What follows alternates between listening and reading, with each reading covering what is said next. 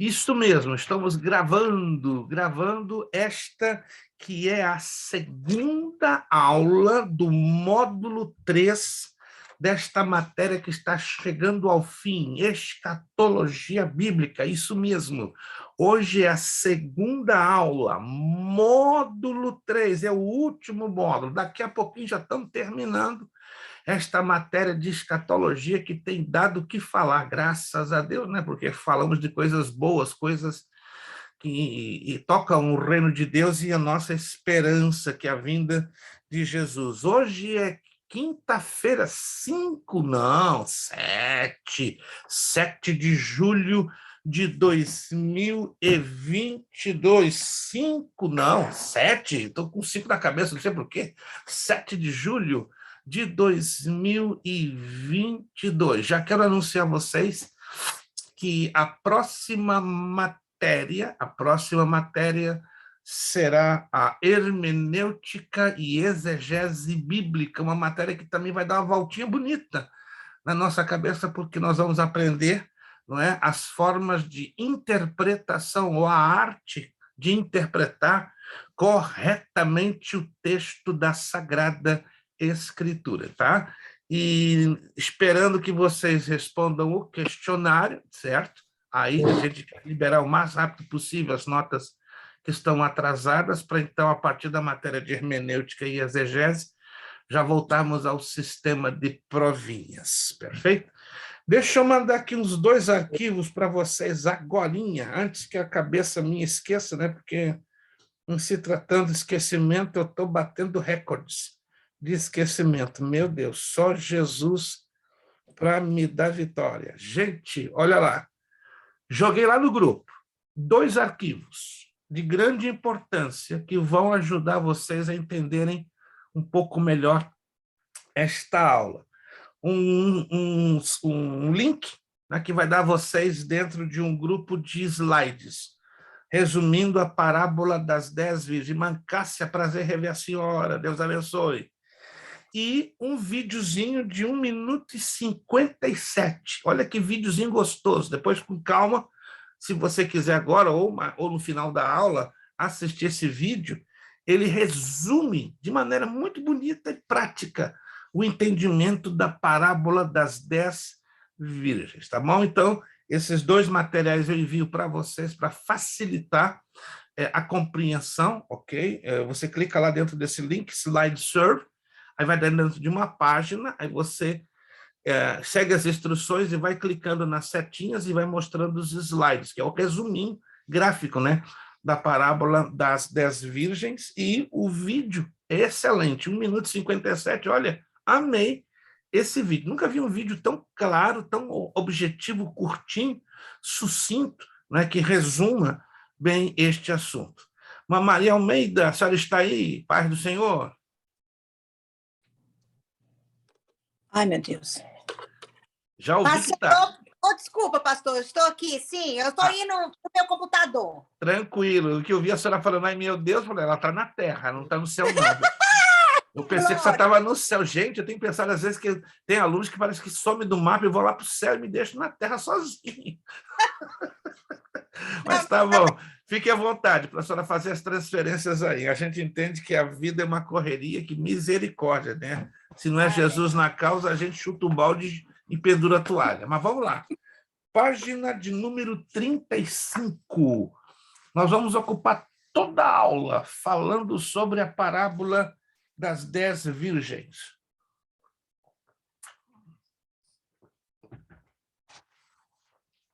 Quem de vocês... Desculpa, eu estou com muita sede, por isso que eu estou bebendo água. E hoje eu tive um dia bastante corrido. Sabe aquele dia que vocês já viveram esse dia, né? Que não dá tempo nem para beber água. E hoje foi um dia, nós tivemos aqui 106 hoje. Aqui na minha área, não sei na área da irmã Cássia, mas aqui hoje bateu 106, a sensação de 113. Foi feio. Gente, foi por 1h15, mais ou menos, estava 106, depois bateu uma chuva e caiu para aproximadamente 98, né? Porque eu digo que a irmã Cássia mora aqui na Flórida, e às vezes a área dela é mais quente do que a minha, e às vezes a minha é mais quente que a dela. Mas hoje aqui foi esquisito. Foi um negócio, agora não está essa temperatura, mas entre 2 e 3 da tarde bateu 106. Falei, que é isso? Vou morrer. Vou morrer hoje aqui, assado.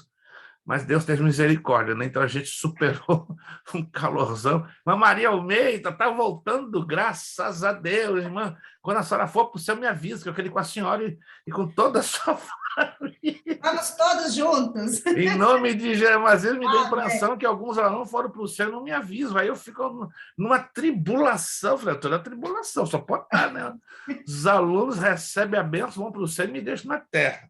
Mas amém. Obrigado pelos todos vocês que estão fazendo um grande esforço. Eu sei que nem sempre é possível que esse esforço seja realizado, mas eu agradeço de coração a todos que estão fazendo este esforço, porque vocês não estão fazendo para mim, estão fazendo primeiramente para Jesus e também para vocês mesmos, né?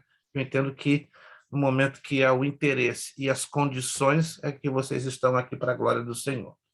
Deixa eu fazer algumas perguntinhas antes de nós entrarmos nesta matéria, nesta temática, aliás, que é uma temática bem interessante. Quantos de vocês já leram alguma vez, pelo menos uma vez, na Bíblia sobre a parábola das 10 virgens? Quantos de vocês já leram? Pelo menos uma vez, uma vez. Isto. Crente que não lê pelo menos uma vez a parábola das 10 virgens tem que ser reprovado na escola bíblica dominical. É terrível, gente. Se você não vai acreditar, eu não sou de outro planeta. Eu aprendi sobre a parábola das 10 virgens quando eu tinha 11 anos de idade. 10 anos eu me converti a Cristo Jesus e com 11 na escolinha dominical eu já estava aprendendo sobre a parábola das 10 virgens, né? E assim foi ao longo de quase toda a minha vida cristã, na escola dominical, nas escolas teológicas pelas quais pude passar. Mas tem crente e até pastor, acredite, que nunca ouviu falar e nunca leu, que é um negócio preocupante, né? Pastor não lê, nunca ter ouvido falar da parábola das 10 virgens, Papai do céu, é preocupante. Ok, se todos nós já lemos ou ouvimos falar, a outra pergunta: quantos de vocês já ouviram pregações e ensinos específicos sobre o assunto, a parábola das 10 virgens? Pelo menos uma vez. Quantos de vocês já ouviram? Ouviram. Maravilha. Eu não posso ouvir a irmã Kelly, porque ela está ainda, por enquanto, no invisível. Ok. Vocês que disseram sim, já ouvi um ensino, já ouvi uma mensagem, uma pregação sobre a parábola das 10 virgens. O que vocês entenderam, de maneira resumida, sobre esta parábola? Eu gostaria de ouvir 2 de vocês, tá? O que vocês entenderam? Porque se vocês ouviram uma pregação, entenderam? Se vocês ouviram algum ensino, eu quero acreditar que alguma coisa na mente de vocês ficou retida quanto à compreensão da parábola. Vamos lá. 2 de vocês podem abrir o áudio e me resumir em poucas palavras. O que vocês entenderam desta parábola? Olha o silêncio. Dá para até correr uma mosca no alto. Eu gosto de puxar fila, né? Porque é isso aí, mas tudo você tem que meter o pintolho, fazer igual o Faustão, né? Fala sério, irmão Fábio. Pior que saiu gravado, né? Eu não posso editar isso. Gente, foi tão espontâneo isso do irmão Fábio que eu não vou poder editar, não vou deletar, não. Vai ser gravado, vai ser editado, vai ser colocado ao vivo lá no YouTube, né? Quando alguém assistir, né, vai dizer: esse é o Fábio Lacerda. Mostra para sua esposa, irmão Fábio. Vou mostrar. Mas o que eu já aprendi sobre essa parábola é que traz assim, bem resumido mesmo, né? Traz um alerta sobre a vigilância nossa, comunhão com Deus, a busca, o relacionamento mesmo, né? Como a palavra diz, vivei no Espírito e andai no Espírito, viver sempre assim, lá em Gálatas. E, resumindo, para finalizar, mostra, para mim, o meu entendimento, o arrebatamento da igreja, né? Perfeito. O meu pensamento. Mas arrebentou. Irmão Fábio, quando abre a boca, segura, começa a anotar, e o homem está firmado. Um outro aluno, por favor. Obrigado, irmão Fábio. Obrigado. Muito bom a sua abordagem. Um outro aluno ou aluna, o que você entendeu? Também de forma resumida, sobre a parábola das 10 virgens. Vamos lá. Porque alguma coisa eu quero acreditar que você tenha entendido, né? A menos que não entendeu nada. Aí é outro assunto. Se não entendeu nada, também não se preocupe. Estamos aqui para juntos aprendermos, para compreendermos o que o Senhor Jesus quis nos transmitir. Vamos lá. Qualquer aluno ou aluna. Outro, quero ouvir. Resumido, né, uma palavra bem resumida, são 10 virgens, né? 5 estavam com a reserva e outras estavam sem reserva, ou seja, despreparadas, né? Então, assim, essas que estavam preparadas, eu vejo como nós, né? Que a gente está se preparando todo dia, preparando a nossa reserva para que não venha faltar no momento certo, quando Cristo vier buscar o seu povo, que a gente esteja preparados para que de última hora, quando ele bater lá na porta, a gente não ficar, né? Então, as 5 estavam despreparadas, desprevenidas. E as 5 prudentes foram as que foram recebidas, né, pelo noivo. Mais ou menos. Não, mais ou menos não. A senhora é de uma modéstia de arrepiar o cabelo. A senhora foi perfeita, a senhora foi num ponto, um resumo muito bem colocado. Sinceramente, eu queria ouvir um dia vocês dois juntos no mesmo culto, irmão Fábio e irmã Maria Almeida. Vocês pregaram de uma maneira linda, objetiva, sucinta, tá?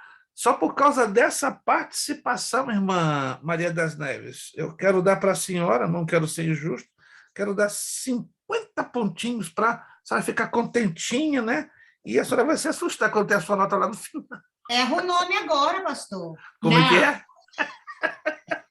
Errar o nome e dar o E ponto. o irmão Fábio Nossa. também vai ganhar 50 pontinhos, né? Eu deixo voluntário, eu deixo aberto. Quem chegar primeiro recebe a benção. Daqui a pouco eu vou jogar outra, calma, tranquilo. O Fábio é um futuro pastor. E acreditamos que sim, acreditamos, né? Mas eu parabenizo vocês dois. Vocês queiramos ou não, vocês, não sei se o irmão Fábio percebeu da irmã Maria das Neves ou vice-versa, vocês montaram juntos uma mensagem da homilética. Princípio, meio e fim, deram direitinho. A irmã Maria das Neves deu a conclusão da mensagem do irmão Fábio, né? Ela falou um resumo, nada. Eu falei, acho que ela copiou, ela deve ter entrado em acordo com o irmão Fábio. Não, isso é o Espírito Santo mesmo, né? Que dá a inspiração, né? Vocês não se comunicaram previamente, né? Eu acredito, porque eu não falei isso antecipadamente, e aí se encaixou de uma maneira muito linda, muito linda. Parabéns a vocês dois. Fica ligadinho que daqui a pouquinho tem mais aí perguntas e mais possibilidades, né? Irmã Kelly, perfeito, irmã Kelly, está tranquilo, fica tranquilo. Irmã Kelly está numa situaçãozinha extraordinária que não pode abrir o vídeo, mas está excelente. Importante que ela está aí ligadinha, né? Está aqui nos ouvindo. Perfeito. Vamos, então, a fazer a leitura do texto e aí vamos começar a esmiuçar. A parábola das 10 virgens é muito rica, riquíssima, riquíssima, riquíssima. 2 aulas não seria suficiente para abordarmos detalhes, tá? Mas nós vamos usar somente uma aula e trabalhar com os pontos mais chamativos, né? Os pontos mais salientes. Mateus capítulo 25, versículo 1 ao 12, está aí na sua apostila o texto, né? Coloquei o texto para facilitar a questão das traduções. Então, o reino do céu será semelhante a 10 virgens que, tomando as suas lâmpadas, saíram ao encontro do esposo. E 5 delas eram prudentes e 5 loucas. As loucas, tomando as suas lâmpadas, não levaram azeite consigo, mas as prudentes levaram azeite em suas vasilhas com as suas lâmpadas. E, tardando o esposo, tosquenejaram todas e adormeceram. Versículo 6. Mas à meia-noite ouviu-se um clamor, aí veio o esposo, sai-lhe ao encontro. Então todas aquelas virgens se levantaram e prepararam as suas lâmpadas. E as loucas disseram às prudentes, dai-nos do vosso azeite, porque as nossas lâmpadas se apagam. Mas as prudentes responderam, dizendo, não seja caso que nos falte a nós e a vós, e diante aos que vendem, e comprai-o para vós. E tendo elas ido comprá-lo, chegou o esposo e as que estavam preparadas entraram com ele para as bodas, e fechou-se a porta. E depois chegaram também as outras virgens, dizendo, Senhor, Senhor, abre-nos a porta. E respondendo, disse, em verdade vos digo, que não vos conheço. Esse é um texto da parábola das 10 virgens. Mas, Kelly, boa noite. Você está numa posição de conforto e bem acompanhada, né? Esse conforto eu não posso fazer isso agora, não. Se eu fizer isso agora, já era, eu durmo. Então, eu tenho que ficar em 90 graus. Obrigado pela sua participação, obrigado pelo seu grande esforço. Vamos lá. Deixa eu destrinchar aqui alguns significados de palavras que, às vezes, nós ficamos um pouquinho confundidos, né, ao lermos o texto da Escritura Sagrada. Você sabe lá no versículo 5, se por essa tradução, o que quer dizer a palavra tosquenejaram? Todos sabem ou não? Tosquenejaram? Tem nada a ver de cortar a lã da ovelha, né? Porque às vezes tem esse problema, né? Tosquenejou a ovelha, não tem nada a ver com cortar a lã da ovelha. O tosquenejar aí é cochilar. Cochilar. Chegou quem estava faltando, olha só. Está queimadinho, Wince. Poxa vida, está queimadinho, né? Também, se não vier a Flórida não se queimar, o negócio é errado. Meu Deus. 7 vezes viram, não pegou a copa só. Meu Deus, obrigado, Wince, né? O Wince provou, né, do calorzão daqui. Meu Deus, né? Não sei se um dia o Wince vai morar aqui, né? Se o Wince morar aqui, eu quero ser vizinho do Wince, para aprender a não ficar queimado. Mas vamos lá. Tosquenejaram, então, é cochilaram.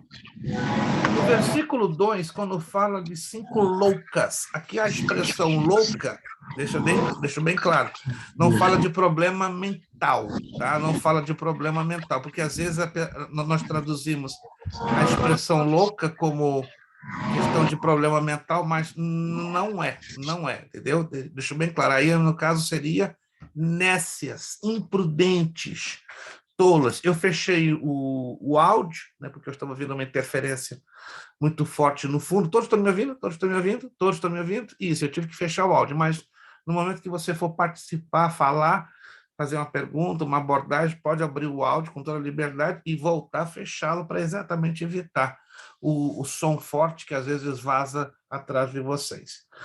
Muito bem, então isso aqui é importante para a gente avaliar o que nós estamos lendo no texto. Vamos lá, a apostila. Da mesma forma que Jesus usou um exemplo da vivência do povo para conduzi-lo ao conhecimento de verdades e acontecimentos espirituais futuros, você, professor, que eu estou falando aqui comigo mesmo, a aplicação do professor, também poderá se valer do mesmo princípio com a classe. Analise a diferença entre um casamento ocidental, hoje, e o casamento oriental dos tempos da Bíblia. Se possível, escreva num quadro de giz, coisa que não podemos fazer, por isso que eu mandei no grupo, né, os slides para você entender de uma maneira mais gráfica. Ou numa folha de papel, as grandes diferenças citadas pela classe. Este esclarecimento inicial se faz necessário para conduzir a classe aos tempos antigos, pois o casamento moderno não serve para fazer a analogia necessária com as bodas do Cordeiro. Ouça a classe com atenção e gaste alguns minutos com o debate, pois a compreensão desta lição poderá depender disso. Para começar, a parábola das 10 virgens, ela retrata exatamente o que é o casamento judaico. Tá? Se você quiser anotar, é interessante. A parábola das 10 virgens, ela traz a realidade do que era e do que é ainda o casamento judaico. Como assim? Ainda? Sim, porque lembra-se que a cultura judaica é uma das culturas, se não a mais antiga de todas as civilizações. Claro, não podemos confundir que os egípcios, a título da história, é a civilização mais antiga de todas, a título da história, mas a título de desenvolvimento e de extensão dos usos e costumes, sem dúvida nenhuma, é a cultura judaica. Né? Hábitos de 3.500, 4.000 anos atrás são experimentados e praticados até nos dias de hoje. né? As demais civilizações, com o tempo, né, foram deixando de lado certos hábitos, né? Por exemplo, a cultura egípcia hoje ela é um pouco diferente, né, da cultura egípcia de 3, 4 mil anos atrás, ou seja, não se vive o que os egípcios viviam há 3, 4 mil anos, mas os judeus eles conseguiram preservar a prática, a vivência da cultura até os dias de hoje, incluindo o casamento, que eu não sei, alguém aqui já foi a algum casamento judaico? Alguém aqui já foi? Não? Ninguém?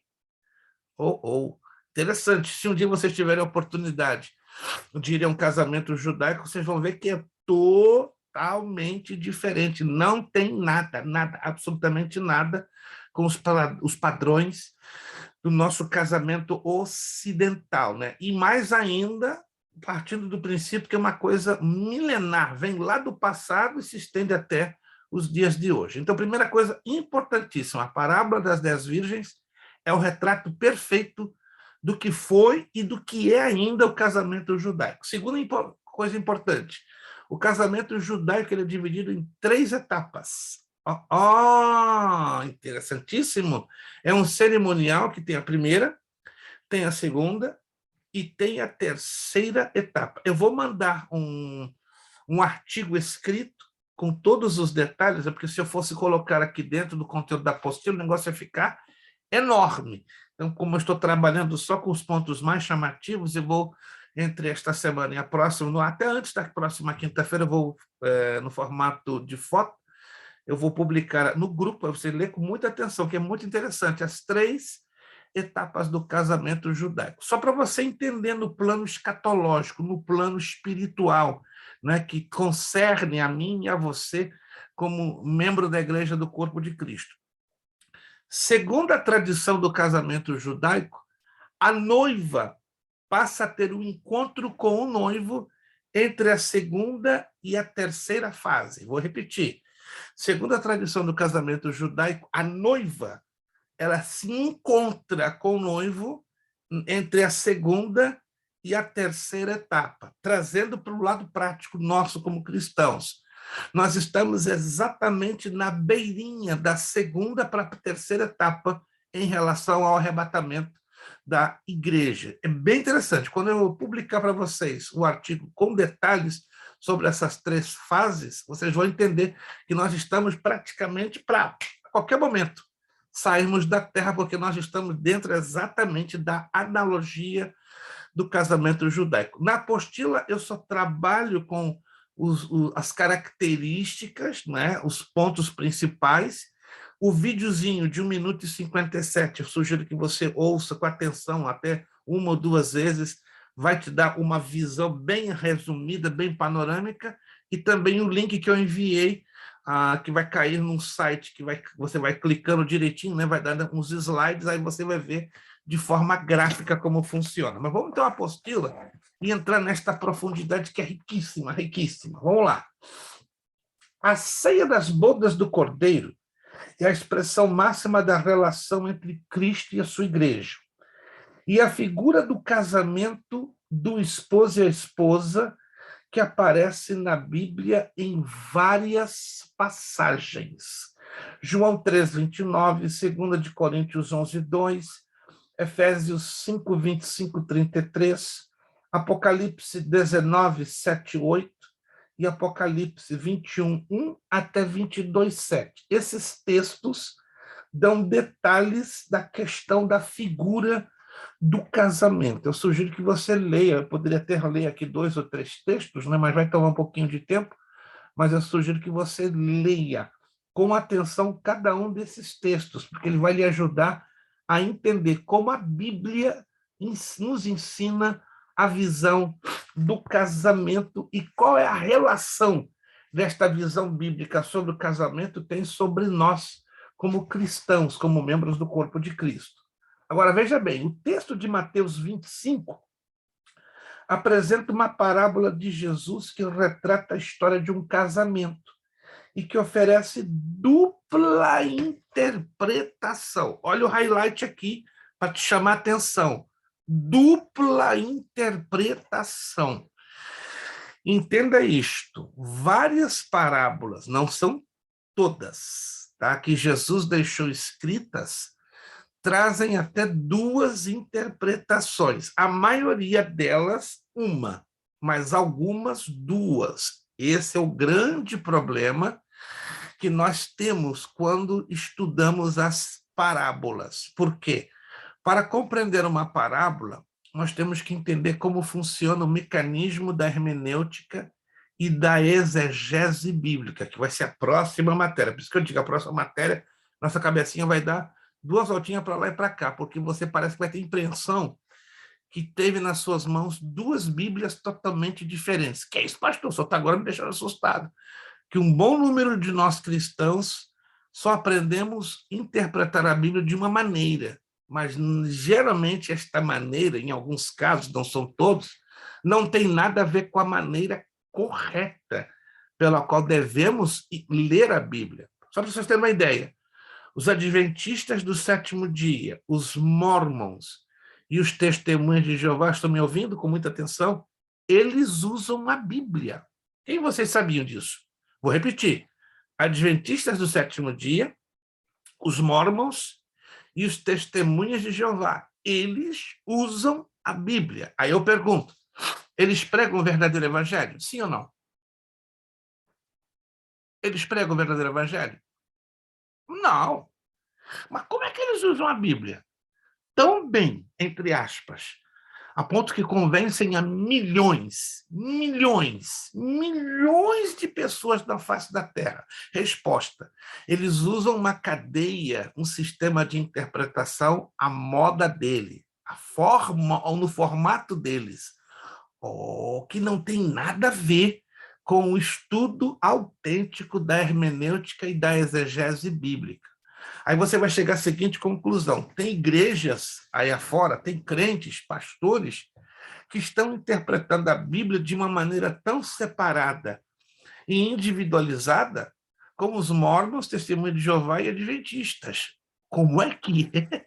Nós temos que entender que Deus já deixou dentro da Bíblia, está aqui dentro. Está aqui dentro. Deus já deixou aqui dentro um código que ele é completamente desconhecido por mais de 90% dos cristãos. Pastor, agora eu estou ficando assustado. Não, é para ficar um pouquinho preocupado. Aqui dentro tem um código. E 90%, não estou sendo exagerado, não, vocês vão entender, quando nós entrarmos nessa matéria, 90% dos cristãos desconhecem que esse código está aqui dentro. Mas quando a gente abre a Bíblia e começa a estudá-la, descobrimos que ele é tão simples, que ele está em cada letra, cada linha, cada parágrafo, cada capítulo da Bíblia. Só que o problema é que não aprendemos a conhecer as bases deste código, que são simples, entre aspas. A partir do momento que eu os conheço, eu vou estar interpretando corretamente o texto que eu estou lendo.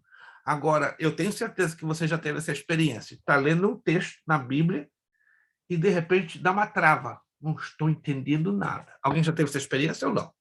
Ou só eu que tenho tido essa experiência nos últimos 50 anos? Então, você está lendo lá, animado, cheio de Espírito Santo, alegre, feliz, aleluia! Daqui a pouco, tropecei em um negócio.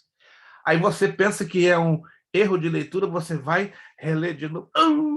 Senhor, agora escureceu tudo. Revela, fala. E você ora, e você jejua. Há casos que Deus revela, mas tem casos que Deus não revela. Já passaram por essa experiência? Tem casos que Deus revela e te mostra direitinho o que significa o texto.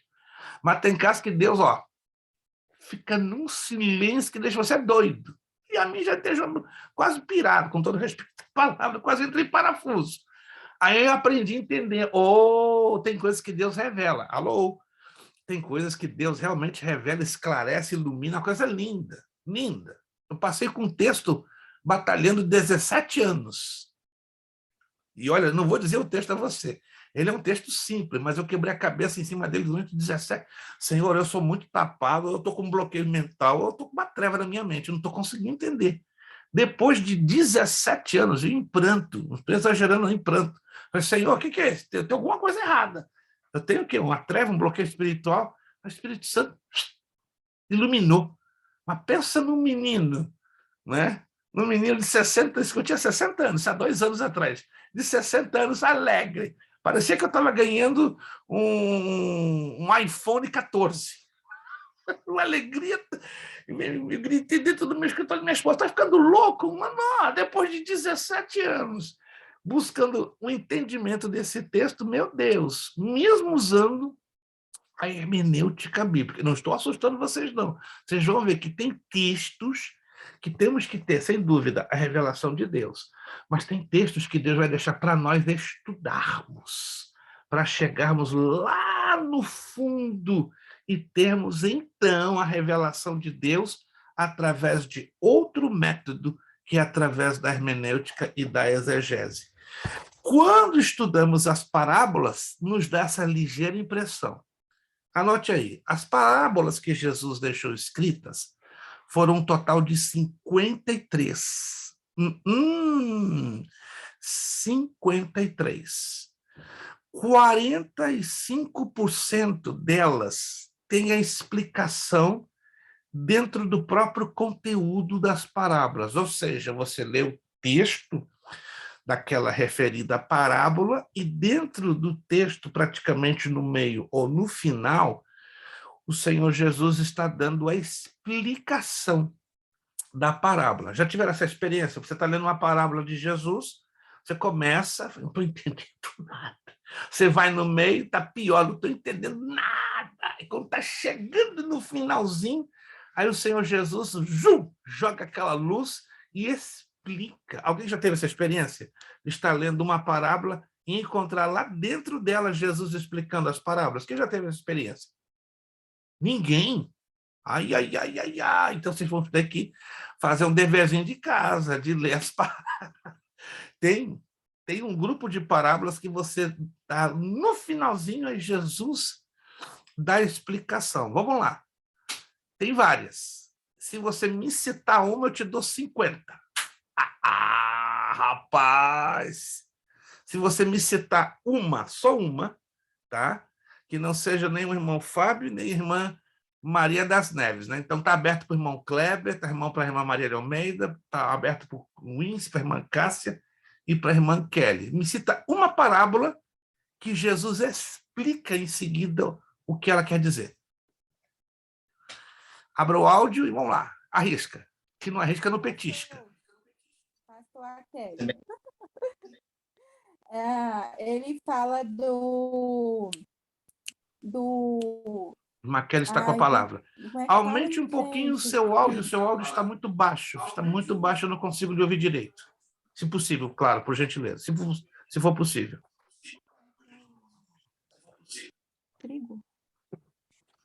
Não, dos fariseus, aquela parte que Jesus está explicando para os discípulos sobre os fariseus, né? Aí que eles não podem se contaminar com... Qual a parábola específica? A irmã se lembra? Eu preciso que a irmã dê o nome da parábola, que cada parábola tem um título, correto? Então, eu preciso que a irmã dê... dos fariseus. O fermento do fariseu. Isto, a parábola do fermento... Que aí os discípulos acham que ele está falando porque eles esqueceram de comprar, né? Para poder...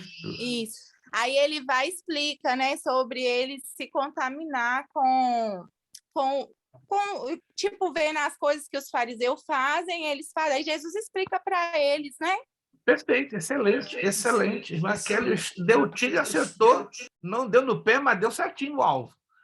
Vamos lá. Alguém mais pode me citar uma outra parábola que o próprio Jesus explica o seu significado? A do semeador, pastor. Do semeador! Oh, irmão Cléber, eu vou ter que ir a Úrsula lhe dar um abraço, rapaz. Vai ficar curtinha a minha terça-feira, quando eu for em Boston. Meu Deus, a do semeador. Mais explicada do que esta, eu não conheço, com todo respeito. Se você tiver outra parábola tão bem explicada como a parábola do semeador, meu Deus, parabéns, gente, parabéns, vocês estão afiados. Não? Em termos de parábola, ninguém consegue colocar vocês no bolso. Mas a parábola das 10 virgens, Jesus dá explicação? Não. Já observaram isso? Jesus não explica a parábola das 10 virgens. Então fica como uma espécie de uma incógnita no ar, fica um suspense no ar, fica uma coisa estranha, curiosa, né? Como Jesus de propósito, né? E Jesus faz isso, né? E fazia isso, né? Em certas parábolas ele decidia explicar, outras ele deixava o povo ficar naquela incógnita. Vamos então entender essa parábola, que é uma incógnita, mas quando você usa as ferramentas da hermenêutica e da exegese, né, que vamos colocá-las na prática, né? Na matéria você vai conhecer como elas funcionam, mas agora nós vamos usá-las para a gente entender a prática e a compreensão da parábola. Vamos lá. Então, essa parábola tem dupla interpretação. Ela tanto aponta para Israel, ok? E tanto aponta para a igreja. Então, as parábolas, algumas, têm essa capacidade de ter duas interpretações. Analogia correta da parábola, número 1. Vamos lá. Analogia e parábola. O que você entende por analogia? E o que você entende por parábola? Estou indo bem devagar hoje, entendeu? Porque isso aqui é profundo e tem que ser bem compreendido e bem esmiuçado. Isso aqui é profético, isso aqui tem um conteúdo profético muito forte. E se a gente desconhecer a correta interpretação, não vamos entender o conteúdo profético. Quantos estão me entendendo, gente? Que precisamos esmiuçar essa parábola para entendermos o conteúdo profético, o conteúdo escatológico. Vamos lá. O que vocês entendem por analogia? Não é marca de remédio, não, já estou adiantando. Analogia. Isso aqui é uma analogia. Vamos lá, qualquer um pode abrir o áudio e me dizer. Irmão Fábio já puxou o carro, então vamos lá, outro atrás dele. Tem algo a ver com análise, ou analisar, ou não? Não. Explicação, explicar? Tá chegando lá, irmã Maria Almeida. Irmã Maria Almeida já tomou aquele Red Bull, aquele cafezão, já liberou ânimo. Parabéns, mas está no caminho, mas ainda não é explicação completa, não. Mas ela tem a ver, Vamos lá. É ensino? É uma consequência. Consequência. Eu quero saber a causa, ou seja, o significado exato da palavra analogia. Ou seja, o que os irmãos estão falando é tudo consequência, é tudo resultado. Explicação, ensino, isso é tudo resultado. Pastor, é tipo algo semelhante com significado diferente? Tá pertinho, Wince, tá pertinho. Pede a sua esposa, dá um sopro aí do seu ladinho. Que Não tá aqui, não. Oh, Jesus! Já desceu. Nessa hora, irmã Vanessa nega fogo, com todo respeito. Vamos lá, gente, analogia. Qualquer um pode abrir o áudio e liberar essa palavrinha. Às vezes nós lemos lá analogia, mas trava na mente. O que é analogia? O que você entende? O Wince chegou pertinho. Os outros irmãos disseram os resultados, as consequências. Analogia. Anote aí para não entrar em desespero. Está chegando irmã Viviane, ela desceu nas bodas do Cordeiro. Eu pensei que ela estava nas bodas. Meu Deus, eu jurava que a irmã Viviane já tinha sido levada lá para as bodas do que está voltando, graças a Deus. Anote aí, analogia. Comparação. Semelhança.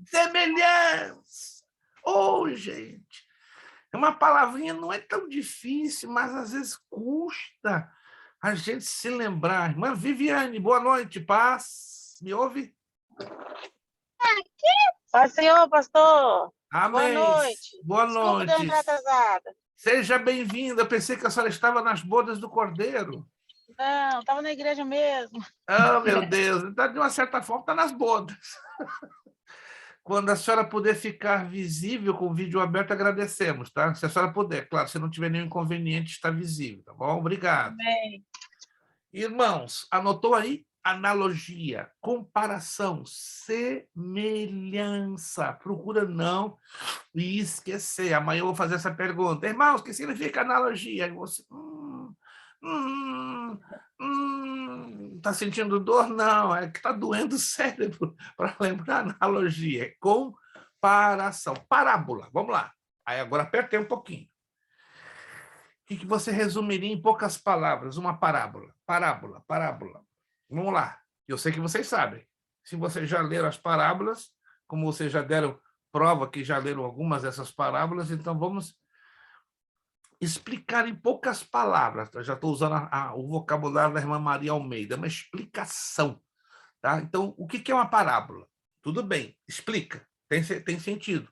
Mas de que forma ela explica? É o que eu quero saber. O que você entende por quê? O que é uma parábola? Uma narrativa da história. Uma narrativa de uma história.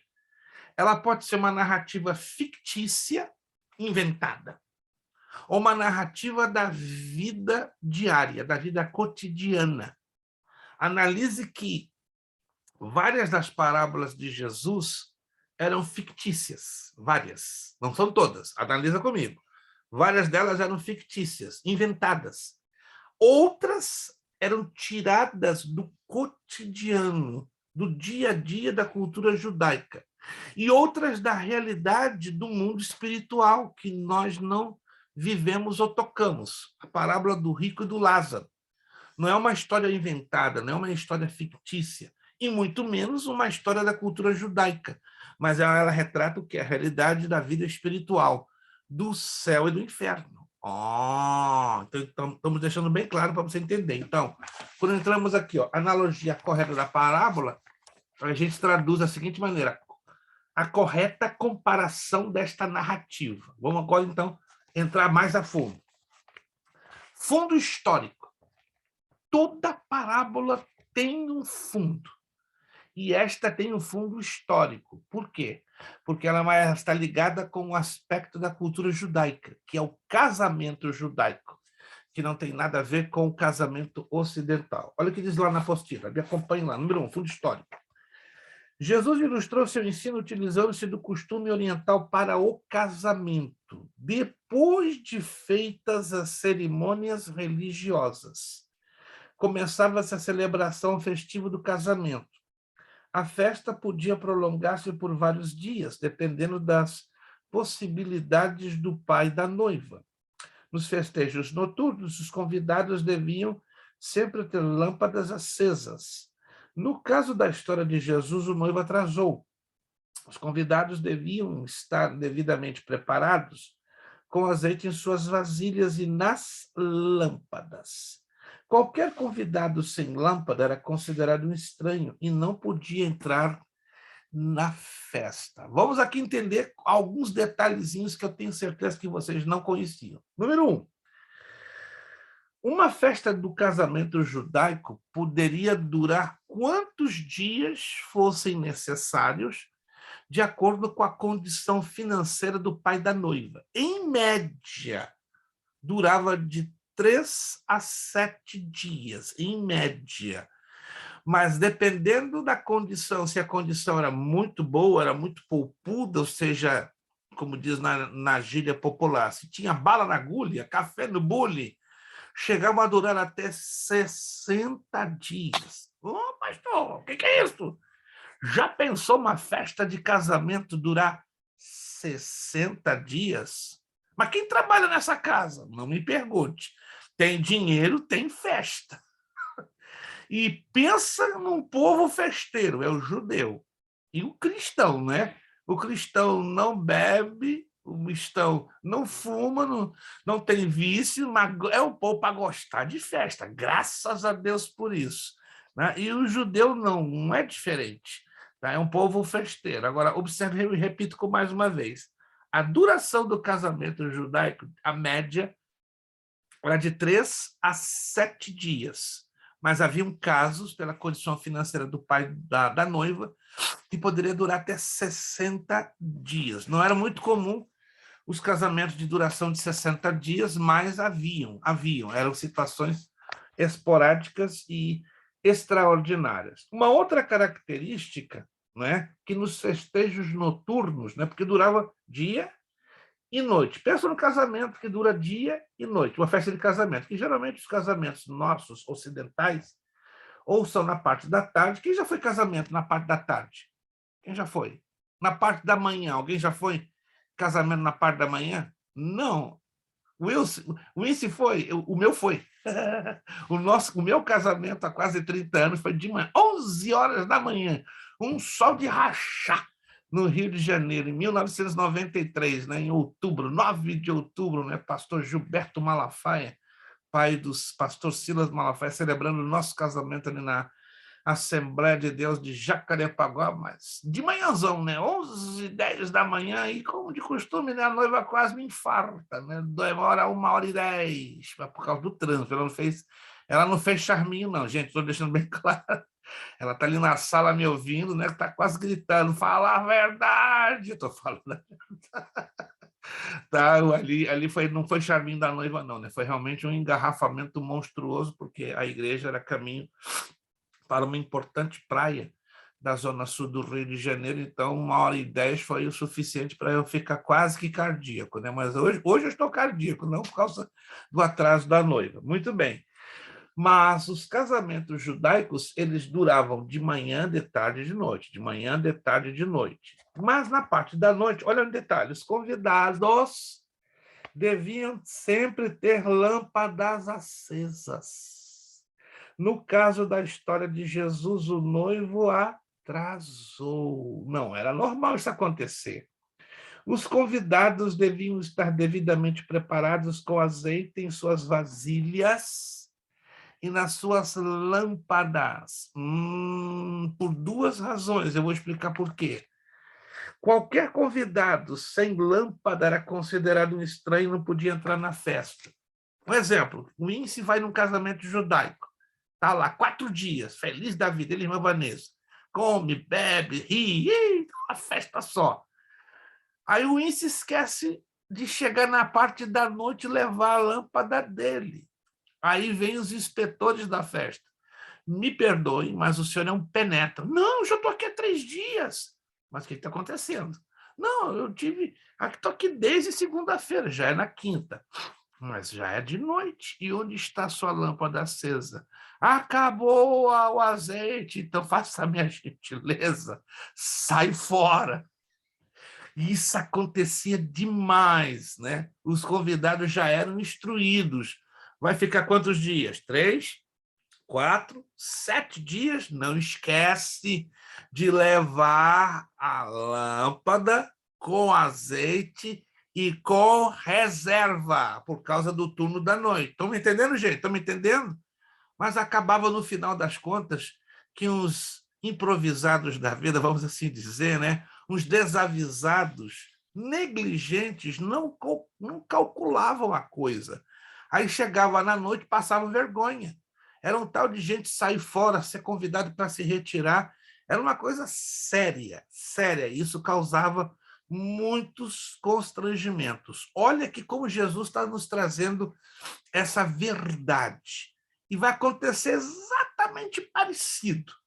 Né? O que quer dizer o turno da noite? Quando as lutas, as dificuldades, as pressões da vida, as incertezas, o aumento da iniquidade, o aumento da apostasia, o aumento do pecado começar a apertar contra a igreja. Essa é a noite espiritual que a igreja hoje, irmãos, alô, atenção, estamos hoje vivendo esta noite.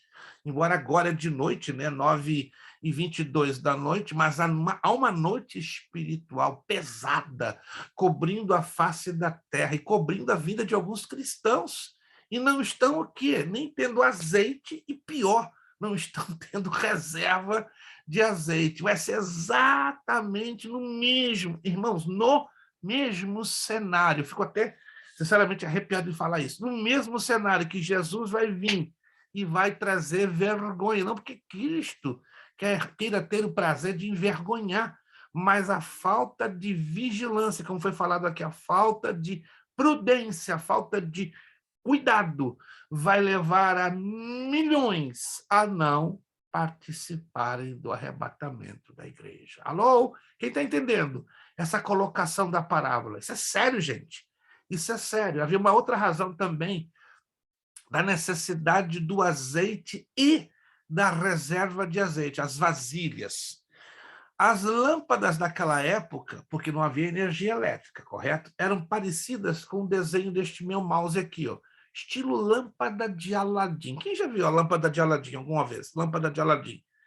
ainda que seja desenho animado. Eu tinha há pouco tempo que um pastor trouxe de Israel para mim, né? Mas de tanto usar, de tanto apresentar, ela durou até bastante. Durou 26 anos na minha mão e depois se deteriorou. É uma lâmpada, inclusive, antiga, do século XVII, que ele trouxe para mim com muito carinho, mas de tanto apresentar em sala de aula, usando para lá e para cá, e até eu colocava azeite, ela se acendia, ficava bonitinha, bonitinha mesmo para fazer as apresentações práticas. Mas depois de 26 anos, ninguém de ferro, né, de tanto usar, se quebrou. Mas vamos fingir que isso aqui é uma lâmpada de Aladim. As lâmpadas de Aladim, se vocês se lembram, elas tinham o cabinho aqui embaixo, ok? Tem o biquinho na frente e uma espécie de uma tampinha que você levantava, que era o local pelo qual entrava ou se introduzia o azeite. As maiores lâmpadas não comportavam, não continham mais de 250 ml de azeite. Presta atenção. Então, não eram muito grandes por dentro para guardar azeite. Como não havia energia elétrica, olha que interessante, como não havia energia elétrica, vinha aquele pessoal lá de fora, caminhando à noite, para participar dos festejos noturnos, porque tinham pessoas que ficavam ali na área do casamento o dia inteiro, de manhã, de tarde e de noite. De manhã, de tarde, praticamente acampavam, ok? Mas tinha um grupo de convidados que caminhava à noite para chegar nos festejos noturnos do casamento, ou seja, eles sabiam que precisavam, porque era de noite, né, ter as lâmpadas acesas, mas também estariam caminhando no meio da noite. E lembre-se que os caminhos na antiga Palestina eram pedregosos, não eram bonitos como hoje nós temos, né, asfaltados, tudo arrumadinho, tudo bonitinho. Não, os caminhos na antiga Palestina eram cheios de pedra, cheios de areia, era seco, tá? E escuro. Então, o que se fazia com aquelas lâmpadas? O Salmo 119, verso 105, você vai se lembrar do que eu vou dizer agora. Que diz lá o Salmo 119, verso 105? Alguém se lembra? Vamos lá. Vou forçar um pouquinho a memória de vocês. Salmo 119, verso 105. Vamos lá. A tua palavra é lâmpada para os meus pés e luz para o meu caminho. Isto, lâmpada para os meus pés é a tua palavra, e luz para os meus caminhos. Estão me lembrando? Estão se lembrando, gente? Alô? Não estão se lembrando? Vou repetir. Lâmpada, tua palavra, é lâmpada para os meus pés é a tua palavra, e luz para o meu caminho. Por que o salmista usa esta analogia? Estão me entendendo agora? Eu estou usando a palavra certinha. Analogia, essa comparação. A lâmpada, como é que funcionava? Qual é a ligação desse texto com a lâmpada? A lâmpada de Aladim, ela tinha aqui no biquinho, onde saía a chama, uma pequena alça, não sei se você já analisou isso com cuidado, que se prendia uma correntinha, e ela fazia assim, uma correntinha de quase 1,20 m de comprimento. Mas qual era a função dessa correntinha? Não existia energia elétrica, não existia lanternas, existiam as tochas, mas as tochas às vezes não tinham capacidade de permanecer acesas por muito tempo. Então, o que se fazia?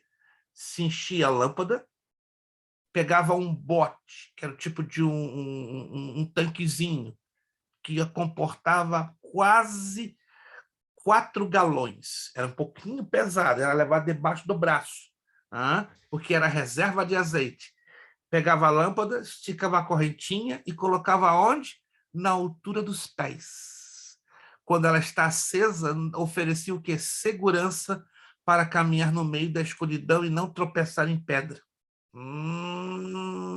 Então, essas eram as duas razões que as pessoas tinham que levar, né, a lâmpada com azeite e com reserva de azeite, por causa do caminhar de alguns que vinham lá de fora para entrar nos festejos da noite, e para os convidados que já estavam lá, entrando na noite, não serem o quê? Deportados ou convidados a se retirarem da festa. Estão entendendo, gente? Como estão entendendo? Isso aqui é fantástico. Olha a relação que tem com o arrebatamento da igreja. Olha o que vem adiante, presta atenção, vamos lá. Correntes de interpretação, número 2. A primeira interpretação diz que as virgens representam o remanescente judeu, os 144 mil, o grupão que vai estar pregando, né, na segunda parte da tribulação. A segunda distingue os dois grupos com uma representação dos crentes salvos e dos crentes apenas nominais no seio da igreja, quando da vinda de Cristo. Eis, quem de vocês sabiam que dentro de cada igreja local tem 2 igrejas? Não, pastor, o senhor está enganado. Minha igreja nunca foi dividida, meu ministério nunca foi rachado ao meio. Não, vou te explicar da maneira melhor para você entender. Toda igreja local tem 2 igrejas dentro de si. Como assim? Explique-se à luz da Bíblia. A igreja que está orando, se santificando, se separando e amando a vinda de Jesus.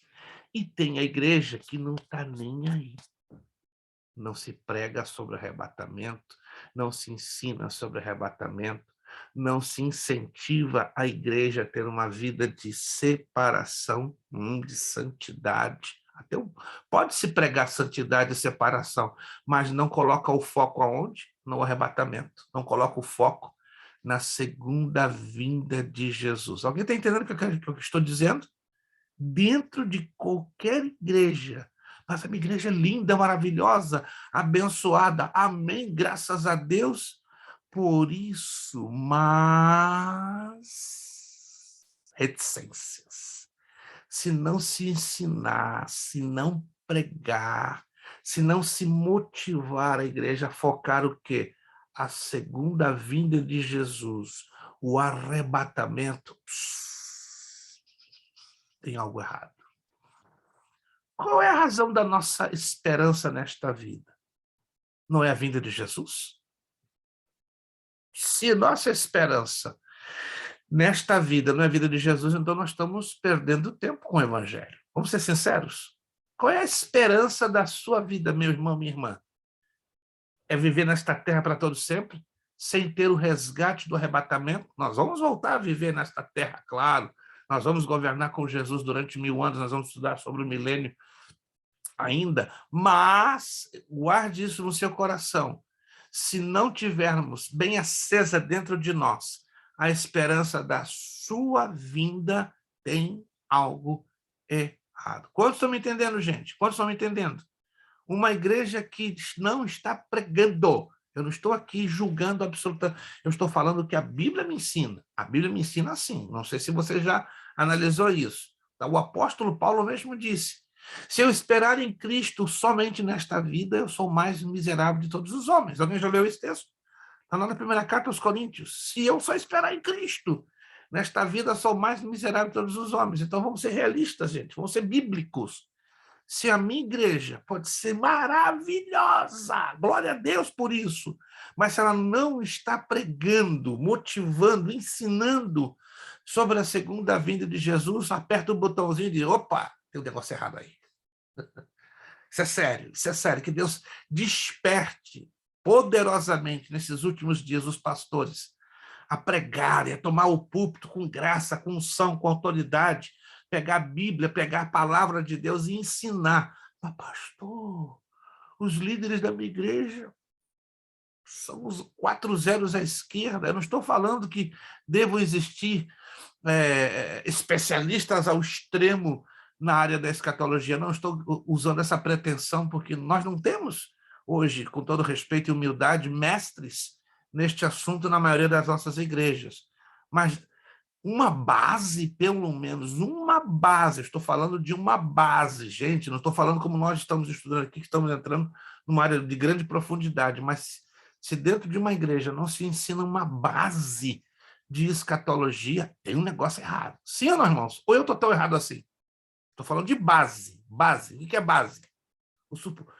Aquilo ali bem rasteiro que dá o quê? Aumento na fé, despertamento na fé. Se não se dá a base, tem algo muito errado. Ok, então, você anotou então? Dentro de cada igreja local tem 2. A igreja que está ali, ó, esperando pelo arrebatamento. E a igreja que não está, tanto fez, tanto faz. Hoje eu me decepcionei. Hoje eu conversei com um pastor que eu conheço já ele há 39 anos, lá do Brasil. Me chamou pelo WhatsApp, a gente conversando. Tem um igrejão em São Paulo, de 3.500 membros. No finalzinho, deu a paz do Senhor, orou comigo pelo telefone, pastor, cansei de falar sobre a vida de Jesus. Eu nem toquei no assunto, cansei, só para você saber. Vejo o senhor fazer postagem no Facebook de arrebatamento, vida de Jesus, mas eu cansei. Mas por quê, meu irmão? Isso não leva a nada. Como não leva a nada? Não leva a nada. A igreja está crescendo, a igreja está prosperando, Deus está abençoando financeiramente. Eu vou estar me preocupando com esse negócio de arrebatamento? Isso aí como que é? É frenesi. Isso é paranoia. Não vai acontecer isso, não. Meu irmão, pelo amor de Cristo. Peraí. Quanto tempo a gente se conhece? 39 anos. Meu irmão, o que houve? O que ele fez mudar de ideia? Eu estou andando aí com uns pastores, uns ungidos aí que me abriram os olhos. E eu acho bom o senhor também abrir os seus olhos, que o seu ministério tem tempo curto. Eu agora estou assustado. Não, sério, irmãos. Um homem que eu conheci assim, pensa num homem Deus usando para orar, para que Jesus cure. Ele orava, paralítico levantava, cego de nascença enxergava, coisa linda, orava, centenas eram batizados com o Espírito Santo, Deus abençoou, prosperou, e agora? E agora? Eu falei, uou, papai do céu, que surpresa! Fiquei tão triste, estou até agora com o coração apertado. Senhor! Mas essa é a tendência, irmãos, essa é a tendência, as pessoas começarem a crescer, prosperarem, avançarem e esquecem dos rudimentos da fé. Então, infelizmente, em cada igreja local temos duas. Vamos lá, autointerpretação. A terceira interpretação interpreta as 10 virgens como um todo e como um crente individualmente. Quando a gente fala na Bíblia de virgem, o que vem à mente? Na sua mente? Virgem. Não esquece o óleo de azeite extra virgem, tem nada a ver. Tá? O que você vem à mente quando vem a palavra virgem? Vamos lá. Pureza? Pureza, pureza. Muito bom. O índice está afiado, né? Essas férias na Flórida deu uma arejada boníssima, né? Quero ver a irmã Vanessa na terça. A irmã Vanessa acho que ela vai ficar até aprovada por antecipação, não vai fazer nem trabalho, nem prova. Meu Deus, mas isso é coisa boa, isso é resultado de férias. Virgem quer dizer pureza, limpo, trazendo para a vida espiritual. O que significa a virgindade na vida de um cristão? Limpeza, pureza, separação, nada de contaminação. No sentido literal, virgindade fala da mulher ou do homem que não teve relações sexuais. Confere? Confere? Então, está se aplicando, então, ao sentido da Igreja do Senhor Jesus. Quem são as 10 virgens? Número 3. Não são 10 pretendentes do esposo. Tem pastor que ensina que aquelas 10 virgens eram 10 esposas literais. Epa, cuidado, não tem nada. Vamos ter muito cuidado com a interpretação para não pregarmos a ideia da poligamia. Vocês sabiam que os mormons... Alô? Os mormons pegam nesse texto para apoiar a poligamia? O que é? Quando eu fui a Salt Lake City, no estado de Utah, eu fiquei assustado. É o único estado nos Estados Unidos, mas é uma coisa que eu vi um pouco confuso. Lá se permite a poligamia, mas é considerado o quê? Crime federal. Mas aí entra um choque com as leis do estado. Alguém já foi a Utah alguma vez? Não? Se um dia você falar, você vai se assustar. É um estado lindo, próspero, bonito demais. Mas tem um negócio estranho, tem um peso espiritual lá, pesada, enorme. Aí você descobre por quê. Os mormons são os donos do estado de Utah. E eles estão lá com um igrejão que você não tem ideia. Agora, coloca lá, a igreja mormon em Salt Lake City. É um templo enorme, gigante, no centro da cidade de Salt Lake City. E lá dentro, na cidade de Salt Lake City, como em todo o estado de Utah, os mormons dominando, a ideia da poligamia prevalece. Eu conheci lá pessoas que têm 3 esposas, 4 esposas, 5 esposas, 3 maridos, 4 maridos. Isso é brincadeira. Não. As leis do estado permitem, mas entra em choque com problemas federais. Meu Deus! Então, o espírito de harém é desse jeito. Porque o seu fundador, Joseph Smith, o fundador do mormonismo, se agarrou a esse texto. Olha só, Jesus nos ensina na parábola que podemos ter até 10 esposas. Para! Não tem nada a ver com a correta interpretação do texto sagrado. Vamos lá, gente. Vamos pensar aqui juntos. Se nós não fizermos uma correta hermenêutica, uma correta interpretação do texto, se a gente pegar literalmente a parábola das 10 virgens, daria, entre aspas, apoio à poligamia, ou seja, que pudesse um homem ter 10 esposas? Sim ou não?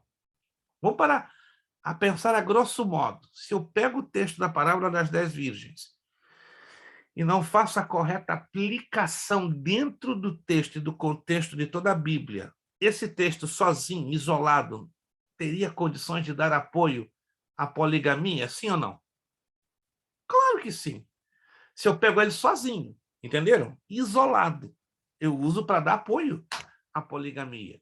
Depois eu vou mostrar para vocês na matéria de hermenêutica que existem textos que, se você pegar ele sozinho, dá apoio ao que é o espiritismo, a reencarnação. Oh, isso é sério?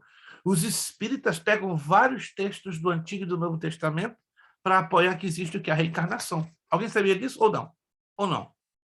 Isso é sério, a gente vai aprender isso na matéria de hermenêutica. Vamos lá. O número 10 não tem significado dogmático ou doutrinário, mas fala do quê? Um sentido de inteireza. Anote aí, o número 10 é o número das coisas completas na Bíblia. Assim como o número 12 é o número da aliança, do pacto, do governo perfeito, o número 10 é o número das coisas completas, das coisas plenas. Fala do quê? Inteireza, completude. Então, tudo que a Bíblia se refere ao que é completo, inteiro, íntegro, está relacionado com o número 10. Jesus via a igreja como um todo, o corpo invisível em toda a terra. Ele via também a igreja local invisível, isto os membros em particular. Por que as palavras esposo e esposa? Vocês já leram isso no texto? Por que a parábola das 10 virgens usa muito a questão de esposo e esposa? Nem sempre usa a palavra ou a expressão noivo. Usa esposo. Alô? Não está usando. Se você vai lá em Mateus 25, você não vai encontrar a expressão noivo. Alguém encontrou ou não? Não está a expressão noivo. Está a expressão esposo e esposa. Temos razão? Bem, vamos dizer agora. No Oriente, o noivado é tão sério quanto o casamento.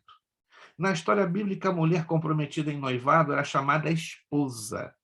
E, apesar de não estar unida fisicamente ao noivo, ela estava obrigada à mesma fidelidade como estivesse casada. Os textos de Gênesis 29, 21, Deuteronômio 22, 23, 24, Mateus 1, 18, 19, explica-nos isso. Faz parte da cultura judaica. A igreja é esposa de Cristo porque está comprometida com ele. Vamos lá. Na cultura judaica existia uma coisa chamada penhor, dote. Alguém já ouviu falar sobre isso? O penhor, o dote. Alguém já ouviu falar? Vamos lá. Vamos dizer que o Ince, vamos tomar um exemplo como isso, me permite. O Ince é judeu. Cheio de amores. Quero me casar com a irmã Vanessa. A irmã Vanessa é filha de um homem, de um judeu cheio da nota. Não sei se eu estou profetizando ou eu estou revelando alguma coisa. Aí o Ince chega. Meu irmão, quero casar com sua filha. Pois não. O que você vê na minha filha? Isso. Muito bem. É sério? Muito sério. Me dá uma prova. Como assim? Não, me dá uma prova. Você quer casar com a Vanessa? Ok. Te dou a mão dela. Mas você vai assinar um contrato. É assim que funcionava. Está aqui um contrato. Está aqui as cláusulas e a mais importante delas. Se você desistir da Vanessa por alguma razão, se apaixonar por... Não, a Vanessa é a mulher mais linda que eu já conheci na minha vida. Não. O coração engana. Olha o isso lá, né? Tá sério. Não, eu não vou trocar sua filha. Mas se acontecer um acidente de você trocar minha filha, ó, olha o que está escrito aqui nessa cláusula. Lê em voz alta. O pai da noiva obrigava. Veja que interessante, né? Leia aí. Em caso de desistência, em caso que eu manche a moral e a conduta da minha filha, né, da sua filha, ou cause este tipo de dano moral, sou obrigado a ressarci-la com 2.500 ciclos de ouro, os quais deixo aqui agora como penhor, como depósito. 2.500 ciclos de ouro em média, sabe como valeria hoje no nosso dinheiro? $200.000. Gente, o índice é corajoso. Não, eu dou 2.000, eu amo tanto a sua filha, tá aqui, ó, 2.500 ciclos. O índice se endivida com 10 cartões de crédito, pede 3 empréstimos, levanta 200. Olha que amor, hein? Pode dizer isso para a irmã Vanessa. Se fosse lá nos tempos antigos, o índice não ia pensar 2 vezes. Mas se acidentalmente o índice está cruzando as ruas de Lô, digamos que Lô está lá no Oriente Médio, vê uma outra mais bonita, mais charmosa, mais engraçadinha, papai do céu, vou perder 200.000. Isso acontecia. Aí chegava para o pai da Vanessa, irmão, desculpa, eu conheci, eu sabia, está desconfiado. Mas aí, então você me perdoe. Não te perdoo, não. Os 200.000 ficam aqui para cobrir os gastos de danos morais. Isso no caso da desistência da noiva. Mas quando havia o quê? A fornicação ou ato sexual premeditado entre os noivos, sabe o que acontecia? Quem já leu isso na Escritura? Vamos lá. Alguém já lembra? Quando acontecia o ato premeditado da fornicação ou do ato sexual antes da consumação do casamento, o que a lei prescrevia? Alguém se lembra? Um negócio pesado, aconteceu um negócio feio. Não se lembram? O casal era apedrejado publicamente e a mulher era apedrejada e queimada. Opa! A lei tratava pesado o negócio. O que nos lembra isso no Novo Testamento? Tem um episódio aí bem parecido. Vamos lá, se vocês vão se lembrar. No Novo Testamento aconteceu algo um pouco parecido. Não exatamente igual, mas algo parecido. Com respeito ao compromisso do noivo em relação à noiva. Maria Madalena? Não, as Marias estão aí na jogada, mas não é Maria Madalena, não. As Marias estão aí, mas não tem nada a ver com Maria Madalena. E o índice deu um lapso de memória, né? O índice também perto. Tá ligado com Maria. Ô, papai, vocês não estão conseguindo se lembrar? Agora me deixou surpreso demais. Deixa eu beber um pouco de água aqui, até secou a minha garganta por essa surpresa. Repete a pergunta de novo, pastor.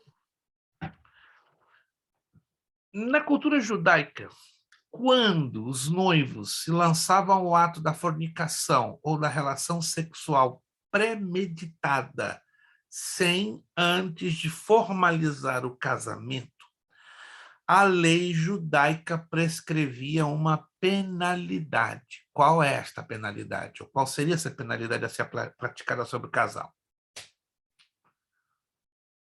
Já acabei de falar, o apedrejamento. Mas aonde na Bíblia encontramos no Novo Testamento uma situação parecida? No Novo Testamento tem uma situação super parecida. Não exatamente igual ao que eu estou falando, mas muito parecida. João 8? Hein? João 8? Não.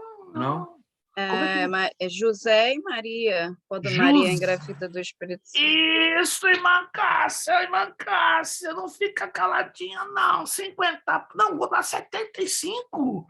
Não, vou dar 75 para irmã Cássia. Jesus, como é que vocês não conseguiram se lembrar disso? Papai do céu, irmã Cássia, parabéns, 75. Gente, presta atenção, isso é sério. Você não se lembra dessa parte da Escritura? Quando Maria se encontrou grávida pelo Espírito Santo, José soube. Gente, José soube. Está lá no texto, Maria diz, José, eu estou grávida. Como é que é? Eu estou grávida. Uou! Olha o desespero de José e olha o desespero de Maria. Aí diz a Escritura que José tensionou deixar Maria. Olha o cabra da peste é vivo, ele sabia que ia ser apedrejado. Ó, vou cascar fora. Gente, não é querendo colocar maldade não, mas está claro na Escritura. José colocou no seu coração, vou deixá-la, e ela que se vire. Isso é sério, gente? Isso é sério? Não é querer aqui colocar a reputação de José contra a parede e dizer que aquele cara foi um sem vergonha, mas ele foi muito egoísta. Estava desesperado? Claro. Mas como Deus tinha um propósito com os dois, aí vem o Espírito Santo, dá um sonho a José. Não temas em tomar Maria como tua esposa, porque a criança que está nela foi gerada pelo Espírito Santo. Aí sossegou. Aí José sossegou. E qual foi a saída que Deus deu ao casal para que eles não fossem apedrejados? Lembram? Eu estou forçando um pouquinho a mente de vocês para vocês se lembrar da narrativa bíblica. Deus deu uma saída. Estão me acompanhando, gente? Ela estava grávida. Ela não podia esconder o barrigão, sendo noiva. E aí? Qual foi a saída que Deus deu para o casal não ser apedrejado? Teve uma saída. Não estão se lembrando, não? Está sendo hoje uma noite de revelações. Deus permitiu a matança dos inocentes. Alô? Herodes se levanta e baixa um decreto. Aí, os homens, as crianças do sexo masculino, abaixo de 3 anos, tudo na faca. Porque Herodes já estava ameaçado pela presença de quem? Do rei dos judeus, que havia sido falado, né, ou vaticinado ou profetizado pelos reis magos. Quem se lembra disso, gente? Quem se lembra disso? Ou eu estou tão esquecido assim? E qual foi o método que Deus usou? Herodes, com a matança dos inocentes. E qual foi a saída que Deus deu para o casal? Eles foram mortos ou não? Foi Egito. Esse ponto que eu queria, gente. Foi para o Egito. Mas tudo aconteceu quase que ao mesmo tempo. Não estão se lembrando, não? É importante a gente, unir os pontos da narrativa. Maria, grávida do Espírito Santo. José querendo deixá-la. E agora? Vão ser apedrejados os dois. José quis saber só de si próprio. Não deixou Maria, entendeu? Queria deixar Maria no fogo. Mas, ao mesmo tempo, Herodes se levanta e decreta, vamos matar todas as crianças abaixo de 3 anos. E agora? Meu Deus! Mas aí o Espírito Santo dá a saída. E a saída é levar o casal para o Egito. Às vezes, nós não nos lembramos dessa sequência, mas ela é muito importante a ser considerada. Eu creio que não vou conseguir terminar hoje, mas tudo bem, a gente ainda tem um pouquinho de tempo para trabalhar com a continuação. Vamos lá. Então, veja bem, é diferente na cultura judaica a questão da palavra esposo e esposo. Vou voltar para o caso do Wince, eu estou gostando dessa história. Digamos que o Wince está lá, noivo da irmã Vanessa. Pelo contrato de casamento, eles já são esposos. Alô? Na cultura judaica. Já são esposos. Só que tem um momento certo do fechamento do contrato que vai levá-los a ter o quê? A legalidade do ato sexual. Vamos trazer para o nosso caso a igreja? A igreja, diante de Cristo, ela é esposa. A gente fala a expressão noiva, mas é dentro da cultura ocidental. Mas na visão de Deus, na cultura judaica, a igreja já é esposa do Cordeiro. Já leram isso na Escritura? Nós somos a esposa do Cordeiro. Mas quando o nosso casamento com o Cordeiro vai estar fechado? Alguém se lembra? Já falamos sobre isso. Na volta? Na volta, exatamente quando? Isso, vamos lá. Após o arrebatamento. Mas exatamente em que evento? Tem um evento aí que vai fechar o casamento. Deu branco no Wince, rapaz. Na boda dos... Nas bodas do Cordeiro. Ó, irmã Vanessa, não deixa esse homem para trás, não. Ela não tá criando. Nas bodas, gente, é nas bodas, entendeu? Então, hoje, a igreja ainda não fechou o contrato de casamento. Alô? A igreja ainda não fechou. Porque o contrato de casamento fecha quando dá aquela permissão para o ato sexual, que não é o nosso caso. O ato sexual fala o quê? De unidade, de aproximação, de intimidade. Quando é que eu e você, como igreja, vamos ter intimidade direto ali, lado a lado com Jesus? No dia do arrebatamento, que vai nos levar o quê? Às bodas. Alô? Alguém está acreditando? Alguém está crendo no dia das bodas do Cordeiro? Alguém já está preparando a vestimenta para participar deste grande casamento? Alô? Alô? Quem gosta aí de um casamento? Quem gosta? Ih, casamento é alegria, é bolo, é festa, é presente. Pensa num casamentão que eu e você vamos estar. Pensa num casamento que a gente não vai estar se preocupando com nada, nem com o vestido da noiva, nem com o vestido do noivo, porque nós somos já os noivos, ou o esposo, aliás, o noivo, ou a esposa, vamos usar essa alegoria, ou essa analogia, certo? Vai ser o mais lindo de todos os casamentos de todas as épocas. Isso que a parábola das 10 virgens quer nos ensinar. Então, estamos já casados com Cristo, mas a concretização final deste casamento se dará nas bodas. Vamos lá. As condições espirituais da esposa. Mais 10 minutinhos, já terminamos. 2 classes de crentes. Os insensatos e os cautelosos. Essas 2 classes são uma realidade espiritual na Igreja de Cristo. São identificadas por Jesus como loucas e prudentes. As loucas representam os cristãos insensatos e alienados espirituais. São aqueles cristãos que não agem racionalmente em sua vida de fé. Por isso, não sabem o que estão fazendo.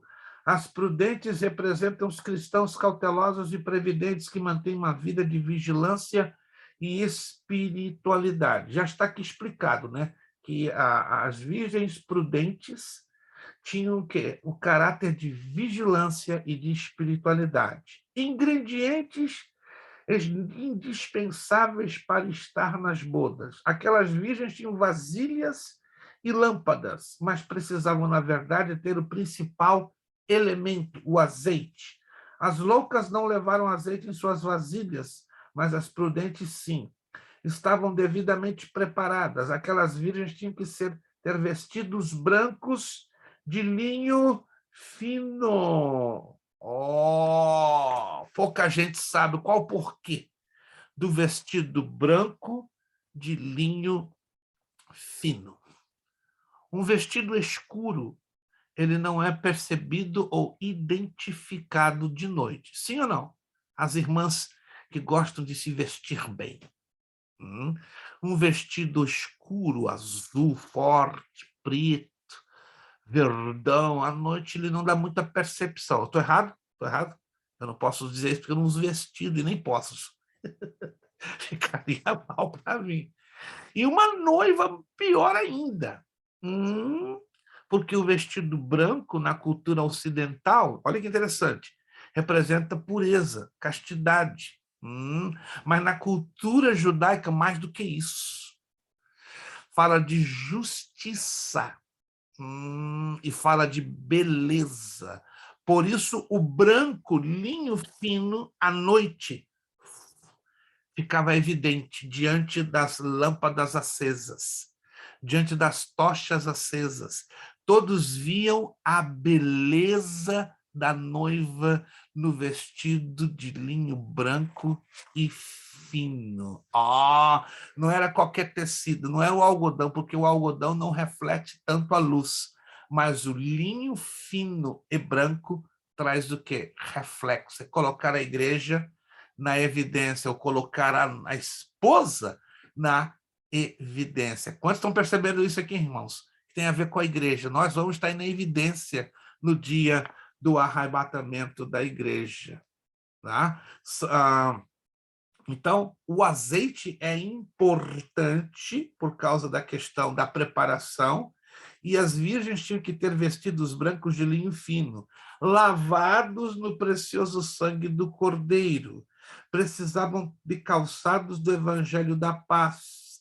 Tinham que ter com elas vasilhas para o azeite, as reservas, e o próprio azeite, que é o símbolo do Espírito Santo. Está tudo ligado, está tudo conectado. Além do azeite, Espírito Santo, tínhamos que ter vestidos brancos, linho fino branco, que fala da justiça. Tempo das bodas. Tempo das bodas. Vamos lá, a questão do tempo das bodas. O que isso nos ensina? O sentido do clamor da meia-noite. O texto diz, mas à meia-noite ouviu-se um clamor, que representa a meia-noite, preste atenção, é o tempo do clímax da esperança da igreja, é o fim e o princípio de um tempo, dia, dispensação, era. É a hora do silêncio total, quando todos dormem, pode ser a consumação, o princípio de um novo dia, o tempo. Não é difícil estabelecer o tempo desse evento. Ele acontecerá entre o arrebatamento da igreja e a segunda fase da volta de Cristo à Terra. Ocorrerá precisamente logo após o julgamento das obras dos crentes no tribunal de Cristo, visto que em Apocalipse 19:8, importante esse texto aqui, ó, a esposa aparece vestida de linho fino, que são as justiças dos santos. Vou terminar aqui nesse ponto 2, tá? Nesse ponto 2, e a gente na próxima aula continuaremos falando das características das bodas.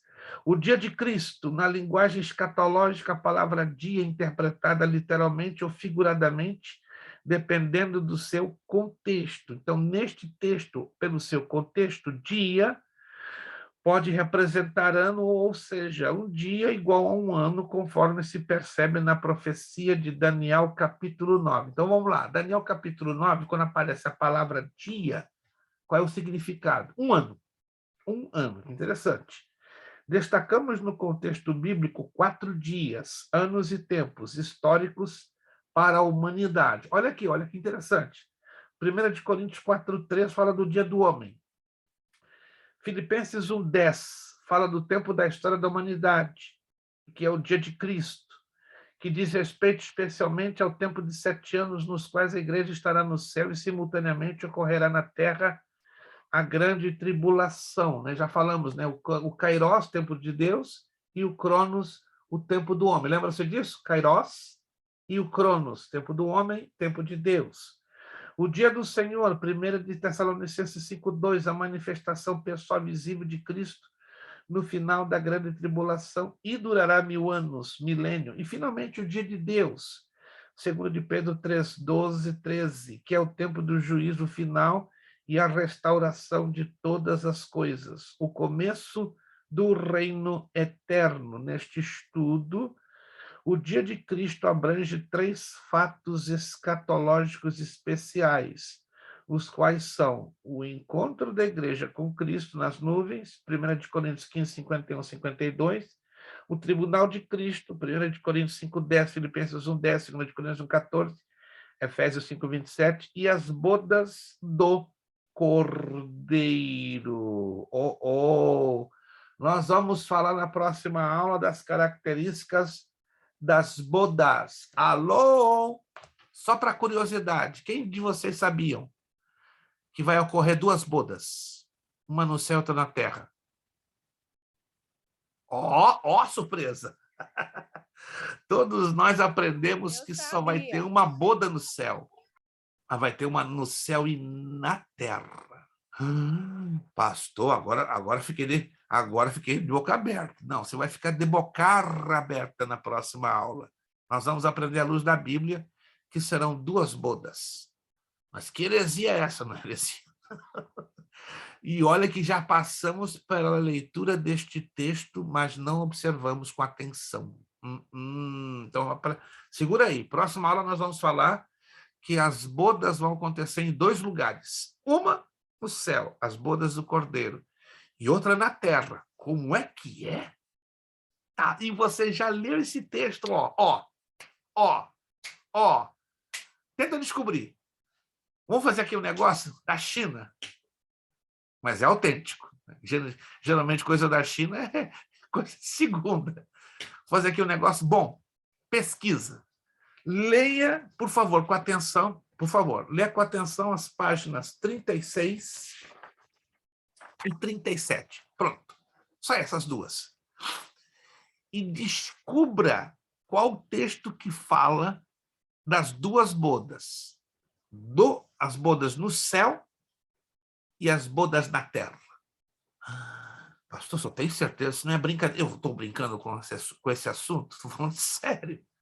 Se você, o primeiro aluno, ou os alunos que me darem as respostas certas, pronto, vou dar 75. Isso para ajudar vocês com as notinhas do questionário. Que o questionário, se você se lembra, tem que me entregar... Bodas do Cordeiro e bodas de Deus. Mas tem que explicar, lendo o texto. Não é somente mencionar, é muito fácil mencionar. Tem que explicar, entra lá dentro do texto e explica quais as diferenças que vão haver entre as duas bodas. Tem um porquê. Tá? Se você conseguir me explicar antes que eu dê a explicação segundo a hermenêutica, você vai levar 75 pontinhos. Combinado, gente? É só você ler com atenção a página 35, 36 e pegar a Bíblia.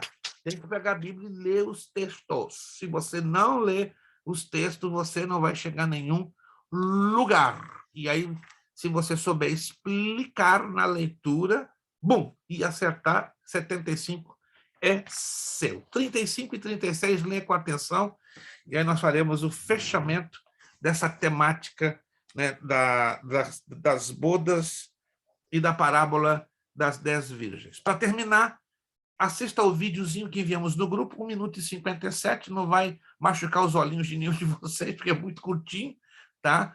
Vai lá também nos slides, né, no link que eu também postei, que vai abrir uma página em um site, né, que mostra, né, o resuminho gráfico da parábola das 10 virgens, e não se esqueça do questionário. Lá no finalzinho da apostila, se você quiser entregar no dia 11, é a data máxima, 11 de agosto. Pastor, tem mais de um mês, eu sei, mas se você não se organizar agora, fazendo pouquinho a pouquinho, e deixar para a última hora, aí o negócio vai ficar feio, aí você vai ficar na tribulação. Não vou deixar você subir de jeito nenhum para pegar uma boa nota, vou te deixar na tribulação ou na recuperação. Gente, todos estão me entendendo ou não? Todos estão me entendendo? Isso, então adianta o assunto, não tem problema você me entregar, só as respostas. Você pode enviar para o meu e-mail, pode fotografar, mas eu não quero as perguntas, eu só quero as respostas das 94 perguntas, certo? E eu vou dividir a nota nos 3 módulos, né? A nota que você tirar na resposta do questionário, digamos, você tira 80, então você vai ter no 80 nos 3 módulos, para a coisa ficar equiparada, né? E aí vou fazer proporcional a questão das frequências, né, da presença de vocês e aqueles que fazem as aulas grafadas, como já temos colocado, que nos reportem, para que nós não deixemos em prejuízo a questão das presenças.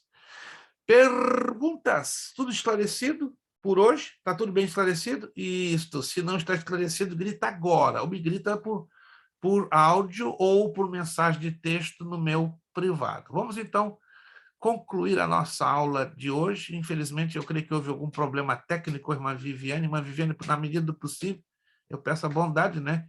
E não estou querendo ser exigente, mas eu sei que tem alunos que têm problemas com o vídeo, mas se você não tem problema com o vídeo ou com uma situação em particular que você esteja passando, né? Porque eu entendo que também tem situações que não nos permite ter o vídeo aberto, por favor, tenha o vídeo aberto, a menos, né, que esteja passando alguma situação estranha, né, e eu gostaria de ser notificado para eu entender, né, pelo fato que você não está tendo o vídeo aberto, porque não faz muito sentido uma aula online com vídeo fechado, tá? Eu agradeceria a cooperação de vocês, não custa nada, é só avisar, pastor, eu estou com o vídeo fechado por causa disso, né? Eu estou com uma situação na minha casa, então, enfim, um problema técnico, por isso que eu não estou com o vídeo aberto, mas se você não me explicar, eu não vou entender nada e vai ficar um pouquinho complicado. Tá bom, gente? Não estou querendo ser chato, não. A gente tem que fazer a coisa direitinho para a coisa funcionar bonito, para glorificarmos o nome do Senhor nosso Deus. Amém? Vamos agradecer a Deus, concluindo a nossa aula. Vamos pedir a Deus, agora agradecendo a Ele, vamos pedir nossa irmã Maria das Neves, irmã Maria Almeida. Irmã Maria Almeida esteve lá nas bodas do Cordeiro, voltou, graças a Deus. Então, a irmã Maria Almeida vai nos despedir a Deus com uma palavra de oração. Muito obrigado a todos que se esforçaram em estar conosco nessa noite. Obrigado, irmão Kleber, irmã Maria das Neves, Fábio. Eu creio que o Wincy, depois a gente vai fechar o esquema, né? Vou estar aí na semana que vem, tá? Vamos fechar o esquema para tu me pegares lá em Salgos. E vamos matar 3 coelhão só, né? Vamos estar contigo, com a tua esposa e com o Fábio Lacerda, né? Que está lá em Kingsborough, né? Vamos fechar esse negócio, né? Acho que eu vou sair encharcado de tomar café. Café na casa do Luiz, café do Fábio. E vou dar aula da terça elétrico, né? Pelo amor de Deus, né? Elétrico pelo café e pelo carinho da companhia que eu vou ter de vocês 3, né?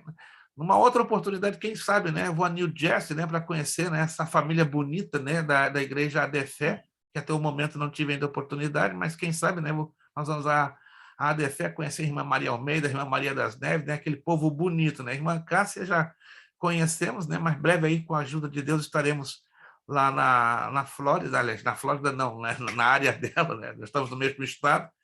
E a irmã Kelly, né? Também teremos a oportunidade de conhecê-la, e a irmã Viviane também, né? Que é lá da ADFé.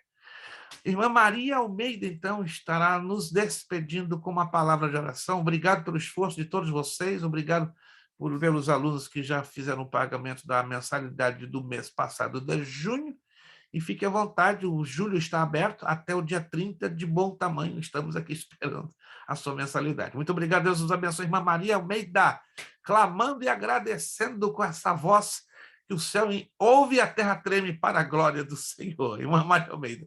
Amém, glória a Deus.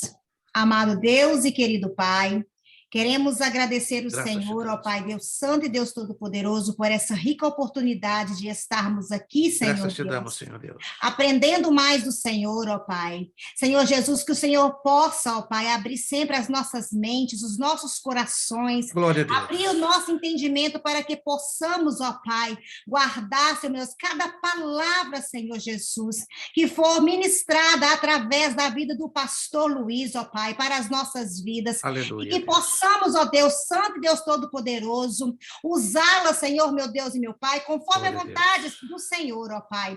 Senhor, meu Deus, queremos agradecer por mais essa oportunidade de estarmos aqui, Deus, porque Aleluia. muitos queriam estar aqui, mas não pode, Senhor. Senhor, meu Deus e meu Pai, guarda a casa, Senhor, meu Deus, do pastor Luiz, guarda a casa, Senhor, meu Deus, do Kleber, guarda a casa, Senhor, meu Deus, da Maria das Neves, guarda a casa do irmão Fábio, Aleluia. da irmã Vanessa, do marido dela, Senhor Jesus, da Glória a irmã Deus. Cássia, da irmã Kelly, da irmã Aleluia. Viviane, Senhor, meu Deus, vai guardando, vai protegendo, Senhor, meu Glória Deus, a Deus. cada uma, Deus, vai dando Aleluia. livramento, vai protegendo, ó Pai, a cada um, a minha casa, em nome de Jesus, ó Em Pai. nome de Jesus. Senhor Jesus, queremos agradecer o Senhor, ó Pai. Seja sempre conosco, ó Pai, em nome do Pai, do Filho e do Espírito Santo. Amém. Amém. Que oração maravilhosa. Glória a Deus. Tremeu aqui debaixo da minha perna. Senti a graça de Deus. Que lindo, gente. Que lindo quando nós oramos lá do fundo do coração e o Papai do Céu nos ouve, né? A todos nós. E o nome dele é glorificado. Não vai embora, não. Ó, nosso lema, seriedade. Seriedade, Compromisso. compromisso, Disciplina. disciplina, Seriedade. seriedade, Compromisso. compromisso, Disciplina. disciplina, Seriedade. seriedade, Compromisso. Compromisso. Disciplina. disciplina. É necessário que ele cresça É necessário que ele e cresça. que eu diminua. E eu E eu diminua. É necessário que ele cresça É necessário que ele e cresça. que eu diminua. E que eu diminua. É necessário que ele cresça É É necessário que ele cresça. e que eu diminua. E eu diminua. E a Deus damos o quê? A honra, a glória e o poder. Muito obrigado. Boa quinta-feira, bom descanso nessa quinta, bom final de semana, uma abençoada e vitoriosa semana, e até a próxima quinta, em o nome de Jesus, né? E na próxima Amém. semana, se Deus quiser, vou estar aí com o Fábio, vou estar com o Ince e com a irmã Vanessa, vai ser bom demais na terra. Muito obrigado. A paz do Senhor. A todos. Obrigado. Bom fim de semana. Amém. Deus abençoe a todos. Deus abençoe. Amém.